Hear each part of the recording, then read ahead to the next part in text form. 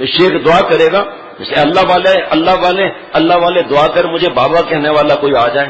6 سال تک دعا کرائی. ایک دن اللہ والے نے پوچھا بھیا تیری شادی کو کتنا وقت ہوا ہے؟ کہا ابھی شادی ہی نہیں تھی.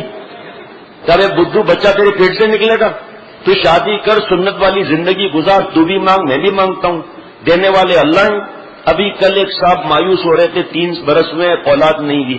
ساتھ میں ایک دوست بیٹھے تھے، کہا میری 14 برس کے بعد اولاد لی ہے، اور اس کے بعد لائن لگ گئی، 5 اولاد ہو چکی ہے. مولانا ہے، مدرسے کے امام ہیں، دوست ہیں ہمارے. میں نے کہا یار آپ نے 14 برس تک تو بچہ نہیں، اس کے بعد آپ نے پوری کسر نکال ڈالی الحمدللہ.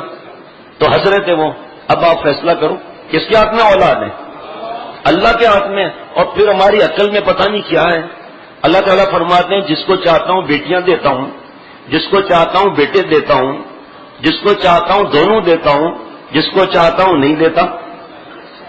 اب قبروں پر جانے کی اس میں کیا بات ہے بھائی؟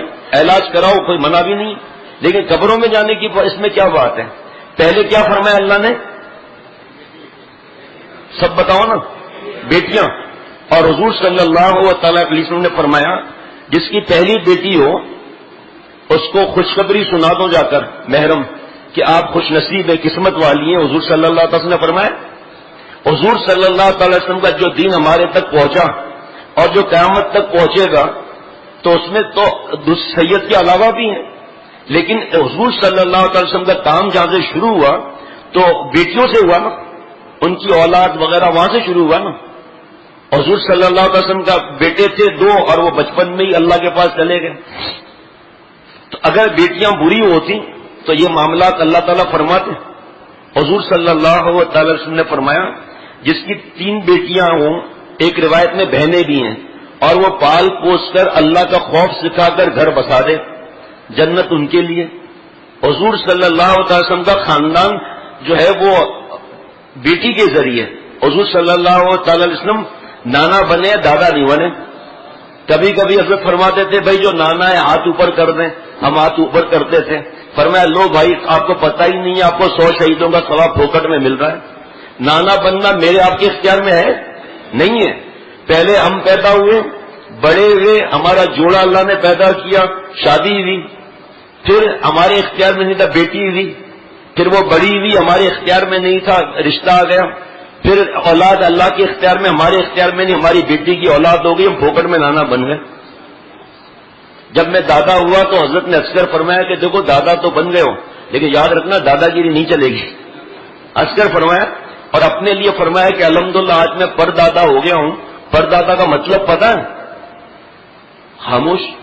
فرمایا پردادا کا مطلب ہے دادا اب پر لگا لیجئے، گھر چھوٹا پڑ رہا ہے. اللہ سب کی عمر میں برکت دے.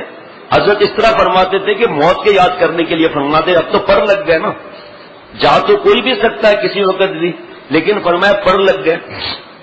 بیٹیاں تو اب جب بیٹیاں پیدا ہوتی کوئی آ کر بتاتا حضرت بیٹی پیدا ہوئی ہے، مبارک ہو، جنت کی فیکٹری مل گئی. میں ابھی پرسوں 3 یا 4 دن پہلے ایک دوست کی بیٹی پیدا ہوئی، ایسا مسکراتا ہوا مٹھائی کا ڈبہ لے کر اندر ہوا، سمجھنے کہ بیٹا پیدا ہوا ہے.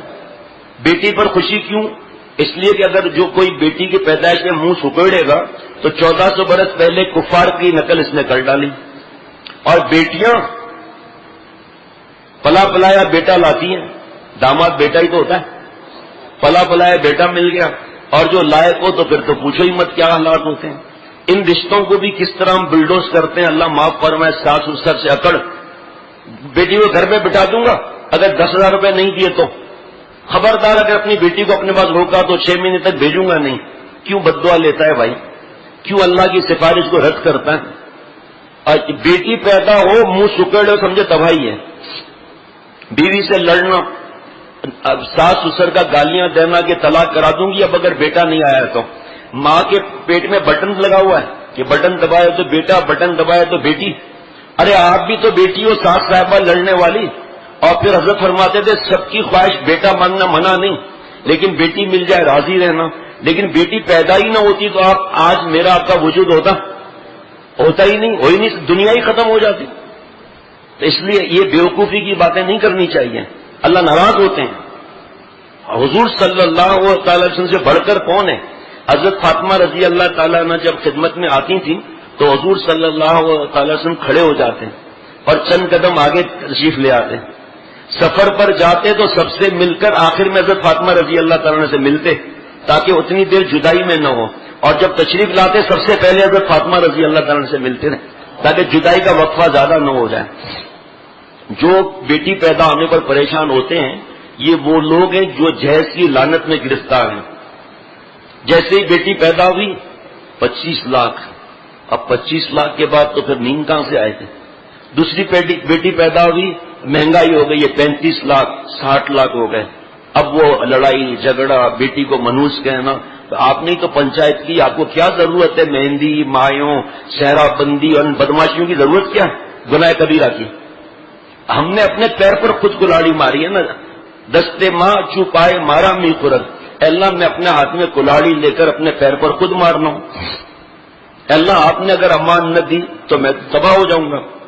ایک بچی نے خط لکھا, اس پر اوپر لکھا تھا کہ میرا کیا قصور ہے, کئی برس پہلے کی بات ہے. تو خط پڑھتے پڑھتے آگے وہاں تک پہنچے کہ میری ماں جب پہلی بیٹی پیدا ہوئی تو اس کو بار بار کہا گیا ساس سسر کی طرف سے ہمیں تو بیٹا چاہیے تھا, بیٹی کیوں آئی. دوسری بار حمل سے ٹھہری میری ماں تو میرے بابا نے بھی کہنا شروع کر دیا کہ ہمیں تو بیٹا چاہیے. میری ماں پریشان, پھر میری دوسری بہن پیدا ہوئی. اماں کو گالیاں پڑی, ڈانٹیں پڑی, منوس کہا گیا, پتہ نہیں کیا کیا ظلم کیے گئے ماں پر.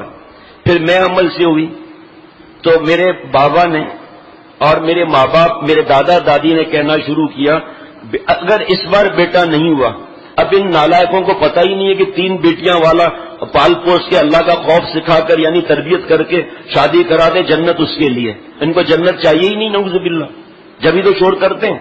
کا لکھا تھا شیخ پھر میں پیدا ہوئی تو کوئی ملنے نہیں آیا گھر سے, البتہ والد کا فون آیا والدہ کے پاس, اگر گھر آنا ہے تو بیٹی کے بغیر آنا ورنہ طلاق تمہارے لیے تیار ہوگی. شیخ میری ماں نے مجھے خالہ کے حوالے کر دیا. اس خط پر میرے آنسو گرے ہوئے ہیں.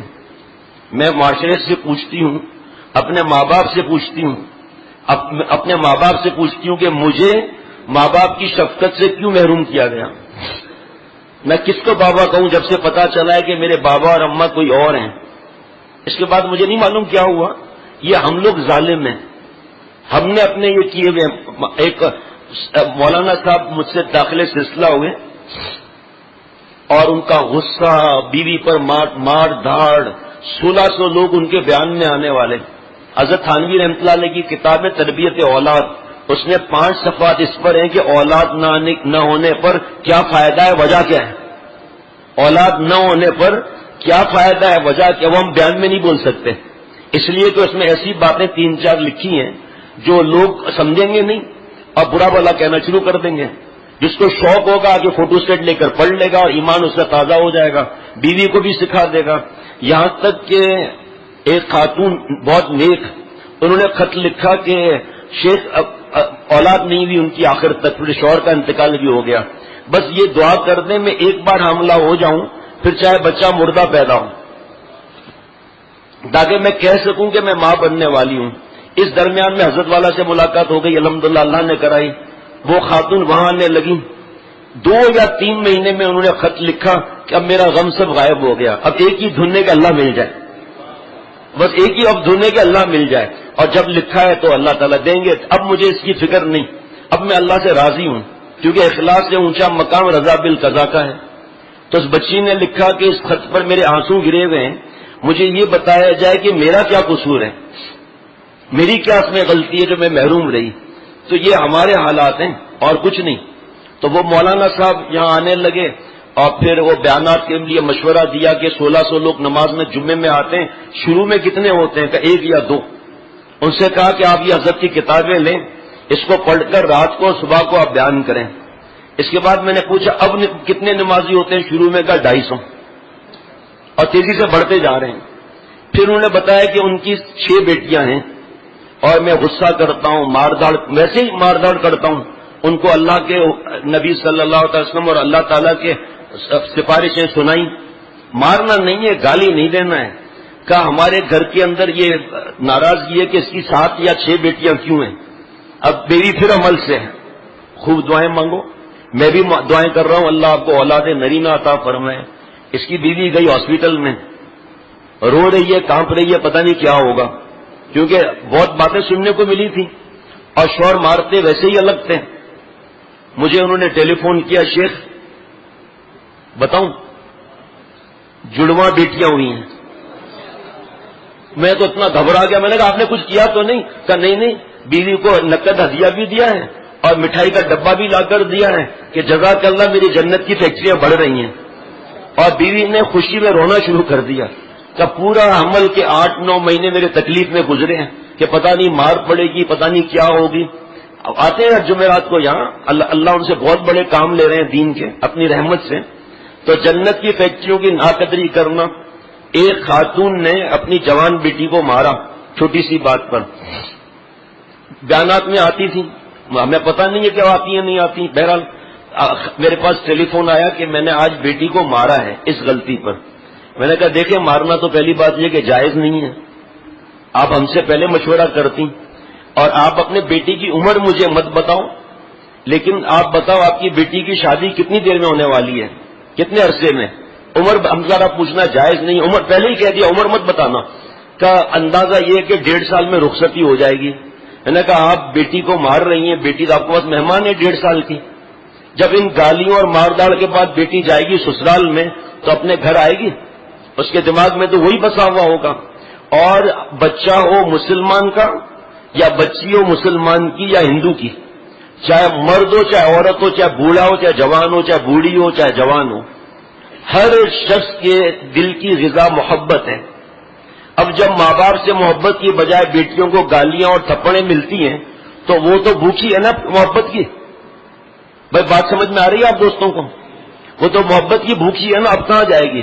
سہیلی وہ فلانی وہ گناہوں میں لے جائیں گی اس کو۔ اب نقصان کس کا ہوا؟